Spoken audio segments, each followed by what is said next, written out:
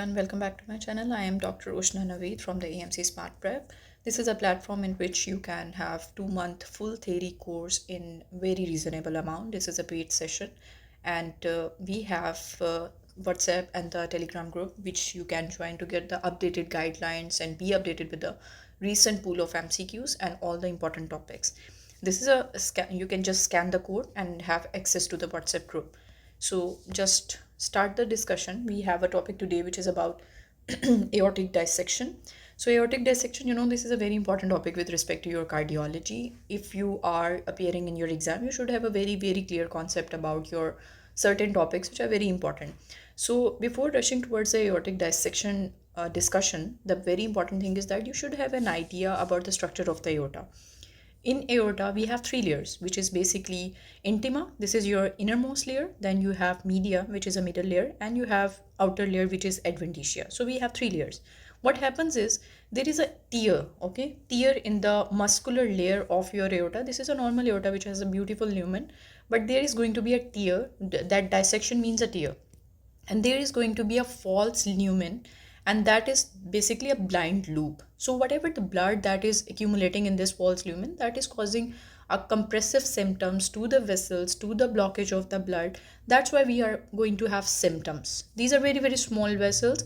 So just imagine if you are going to have clot here and this is causing a compressive symptom, so the blood is not able to be supplied through these vessels to the upper extremities. That's why the aortic dissection is having problem with the blood supply to the upper extremities more as compared to the lower extremities. Let's start it that how you're going to define the aortic dissection. It is basically a tear in the intima layer of your aorta that allow the blood supply to enter the media and create a false lumen. So this is very important, false lumen. So any patient who present with a tearing chest pain, this is a, you can say, a defining parameter of your aortic dissection, the symptoms, that how you're going to pick the words from the MCQ, how you are going to make the diagnosis when the patient is in front of you. So tearing chest pain is very, very important. And the second important thing, very important clue, that the patient will present to you unequal blood pressure in the both extremities. Like your upper extremities are going to have different blood pressure and your lower extremities have different blood pressure, and even between the arms, one arm is going to have different blood pressure, the second is having different blood pressure. So this is a very important clue that the patient can have your aortic dissection. Think about it. Next, what is the most important age? Mostly our aortic dissection is in the beyond 60 to 80 years of age. But whenever a patient is presenting to you at a very, very young age, then think that something is wrong, that is not comparable with the age related changes. So young patient can have aortic dissection. The reason can be connective tissue disorder. Remember, connective tissue disorder. These are Marfan syndrome, Ehlers-Danlos syndrome, genetic disorder can be there, Turner syndrome, bicuspid aortic valve. These are very important causes of your aortic dissection. You should have an idea of all these conditions with respect to your aortic dissection. Now, what are the risk factors? For your MCQ point of view, remember the very, very important risk factor is the hypertension. This is your equal question as well in AMC. That it is also mentioned in the AE many times that the patient who is presenting with aortic dissection, what is the most common risk factor? So it is a hypertension. That is basically a modifiable risk factor. Then increasing age, male sex is itself a risk factor. Then you have smoking. Smoking is also a very important risk factor because smoking increases the risk of all the cardiovascular complications. And if in case you are having cardiac complication like bicuspid aortic valve, any kind of surgery, aortic aneurysm, then you can have risk factor as well. Among the connective tissue we have just discussed, you do not need to remember very, very complicated name like this Lewis-Dietz syndrome. Just remember Marfan, Ehlers-Danlos, these are the important one.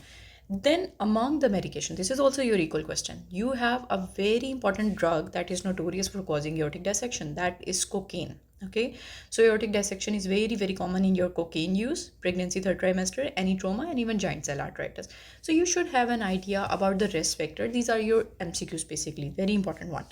Next is that how you're going to classify your aortic dissection. We have two type of classification. One is known as Stanford classification and one is known as DeBakey classification. Mostly we follow this Stanford one. DeBakey is little bit complicated, so we follow Stanford. So type A is ascending aorta. Okay, ascending aorta mean what this is your ascending aorta.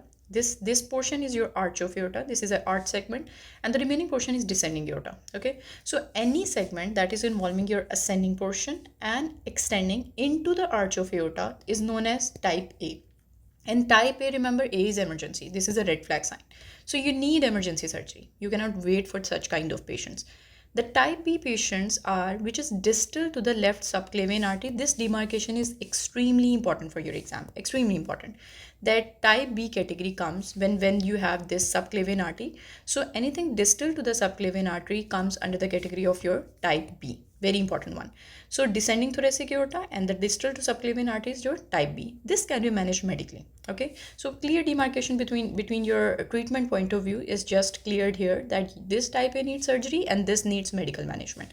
Then we have DBAK classification, which can be ascending aorta, descending aorta type 1, ascending only type 2, and descending only type 3. Mostly we follow this one, not this one. Okay, but you should have idea about the Stanford and the DBK classification. Okay, so focus on this category more for your exam point of view. This is a most reliable Stanford classification.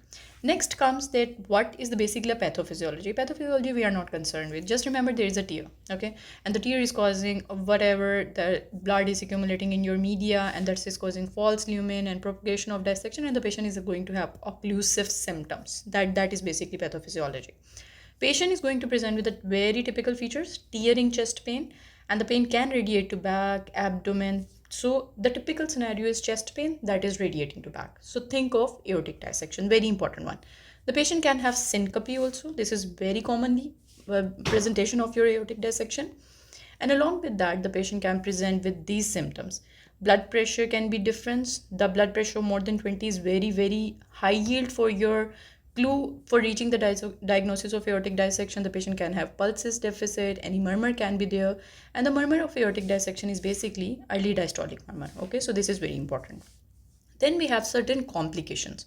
So there are a list of complications for the aortic dissection. We know our aorta is compromised, so any compromise to aorta can present with regurgitation, cardiac tamponade, stroke can be there, myocardial infarction can be there, even mesenteric ischemia, because the clot is there, so your gut is not able to get the blood supply.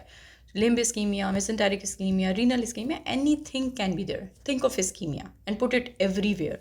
Your stroke, your renal, your lungs, your limb, everywhere. Ischemia is there. How you are going to investigate? This is a very, very high yield question of your AMC. They love to ask about the investigations. So first of all, you have to rule out the initial investigation. Initial is going to be your ECG and initial is going to be your chest X-ray.